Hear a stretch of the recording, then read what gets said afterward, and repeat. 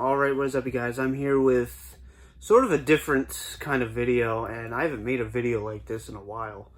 So, last night I watched part 2 of the Chris Benoit Dark Side of the Ring episode. It premiered yesterday as the 2-hour episode, and then, a few days ago we got part 1. And this one hit home for me because, it's no secret, Chris Benoit is one of my all-time favorites. My prized possession is a Chris Benoit autograph. I have the Chris and Nancy book. It's a very interesting read. And, for the last 13 years now, almost, it's always been a huge fascination of mine. What happened that weekend between these three people. And, Dark Side of the Ring Season 1 was phenomenal. I loved the Macho Man, Miss Elizabeth episode. The Fabulous Moolah episode. Season 1 was great. You learn a lot of stuff. And so I was highly anticipating Season 2. And when I saw they were doing the Benoit tragedy, didn't quite know how to feel, because that's one of those subjects where, they might puss out a little bit, or they might just play it safe. And, I was eager for it. I'm like, I'll give it a shot. I loved Season 1, so I'll give them a shot. And this ended up being one of the most powerful wrestling documentaries you could ever see. I was speechless at times, and that doesn't happen for me a lot. It's not often I'm speechless in life. That's just, the only time wrestling ever left me speechless was when Taker's streak ended at WrestleMania 30. That's about it. But, leave it to these guys, the creators and writers, and anyone responsible for Dark Side of the Ring. They really left me speechless last night when I watched it. And, there were times where it just hit me. And there's times where you think you may know everything about this tragedy. Think again. Because this documentary, it had crime scene photos that I don't think I'd ever seen before. Just little small details. They did such a good job at putting everything together and covering every aspect of it. They didn't get into conspiracies, which I don't think they had to. Because at the end of the day, it took me a while to come to the conclusion that Benoit, he's the one that killed Nancy and Daniel. That's, after all these years, I think it took me a decade for me to actually say definitively, yeah, I think he's the one responsible. But you could also argue he's not, because of CTE. I don't believe in the steroid rage. That's just not, no. But at the same time, steroids may have had some sort of influence on it. There's a really good quote in the book, Chris and Nancy. Grow up, you're 40 years old. For mighty sakes, get off the stuff. It's obviously, I'm probably not the only one who can see, and we both know the World Wrestling Entertainment Wellness Program is a joke. That was a text message from Nancy to Chris, May 10th, 2007.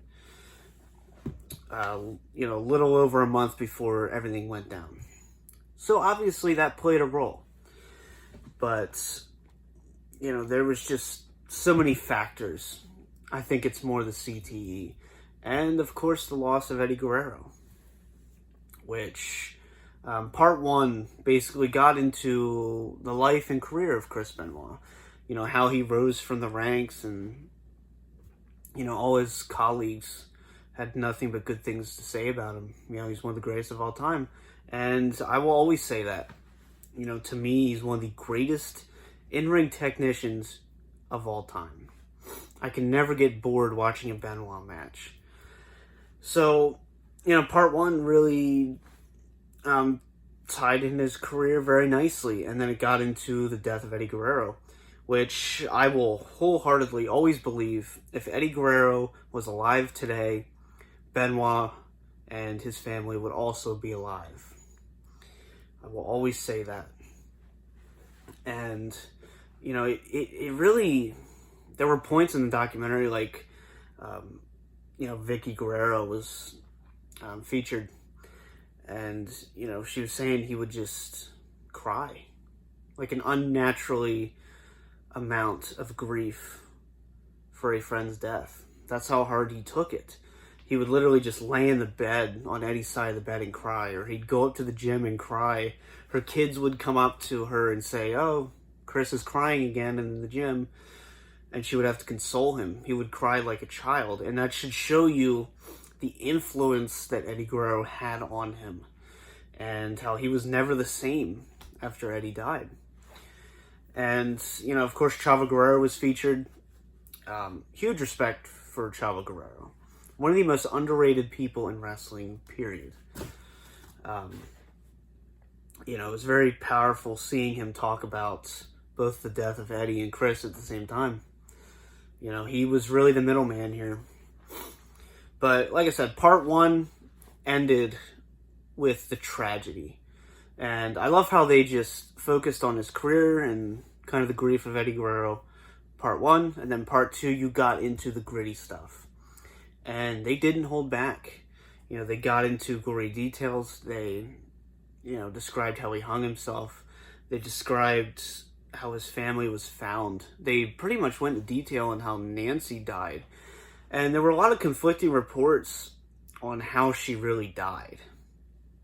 And this really, kind of squandered all of that and answered the question for everyone. Even Daniel. And, Nancy's sister, she was involved in this as well. And, she, if you haven't heard it, she did a podcast with Chris Jericho. She was on and really gave a lot of really unknown details about the case and just kind of the life of and the relationship of Chris and Nancy. So, go listen to that if you get a chance. And, of course, you also had the involvement of David Benoit, the long-lost son of Chris Benoit. And the reason I say long-lost is because, you haven't really heard from him too much until, recently, like the last 6 months, he's really come out of the limelight. I saw a few interviews he did a few years ago, but he did a more high-profile interview here recently, and of course he had involvement here. And you never truly understood the victim that Chris's son was. There was a point where he was describing the day he found out. And he literally broke down. And, you had Chavo come in, console him. And it shows you the real, how big of a victim he really was. A lot of people don't take into consideration that he has 2 other kids, Megan and David. And, Megan, she wants nothing to do with any of this. And that's something a lot of people should respect and understand. But David, he wants to get in the wrestling business. He still looks at his father as a hero. And there was a scene, like I said, where he just broke down. Completely lost it. And it truly shows you the impact it had on him. And I think he's, like I said, he's the real victim here. And you can only feel for him. And I just want him to succeed. And it's one of those things where this wasn't a WWE bashing. It wasn't just a roast here. But it really showed you, in a lot of ways, WWE didn't reach out to Sandy, who was Nancy's sister, or David. Only, I think he said Chavo and Chris were the only ones who reached out to him. And that says a lot. Jim Ross was the only one who went to Chris's funeral.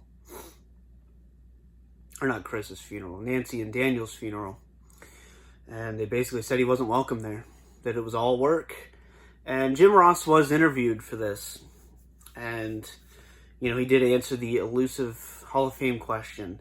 And I completely agree with Jim Ross there. A lot of people have asked me, should Chris Benoit be in the Hall of Fame? Obviously, he's earned it.